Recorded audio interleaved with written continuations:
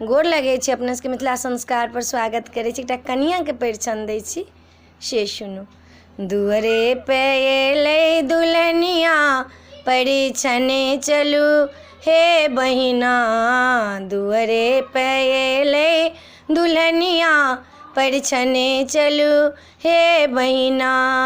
गो चाँद सूरज सने हमर भाभी छते, चाँद सूरज सने हमर भाभी छने। कानों में शोभन झूलनिया परिछने चलू हे बहिना। दुअरे पे एलै दुल्हनिया परिछने चलू हे बहिना। दुअरे पे एलै दुल्हनिया परिछने चलू हे बहिना। डाला हरा लए दुल्हिन परिछब, डाला हरा लए दुल्हिन परिछब। घरक लक्ष्मी के अंगना में लाएब, पैरों में मेहंदी लगनिया परिछने चलू हे बहिना। पैरों में मेहंदी लगनिया परिछने चलू हे बहिना। दुअरे पे एली दुल्हनिया परिछने चलू हे बहिना।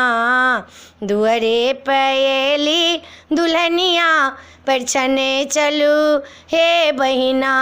राम सिया सने जोड़ी भाभी के, राम सिया सने जोड़ी भैया के। देखैते लागे मोहनिया, देखैते लागे मोहनिया परिछने चलू हे बहिना।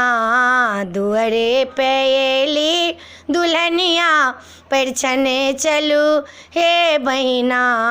दुअरे पे एली दुल्हनिया परिछने चलू हे बहिना। मांगो में टीका नाकों में नथिया, मांगो में टीका नाकों में नथिया। पैरों में पायल बजनिया परिछने चलू हे बहिना। दुअरे पे एली दुल्हनिया परिछने चलू हे बहिना। दुअरे पे एली दुल्हनिया परिछने चलू हे बहिना। परिछने चलू हे बहिना, परिछने चलू हे बहिना। दुअरे पे एली दुल्हनिया परिछने चलू हे बहिना। दुअरे पे एली दुल्हनिया परिछने चलू हे बहिना। वीडियो में अच्छा अपने सबके कन्या के परिछन गीत नीक लागत तो चैनल के सब्सक्राइब करो, लाइक करो नहीं बिसरबै, कहो के नहीं बिसरबै। जय मिथिला।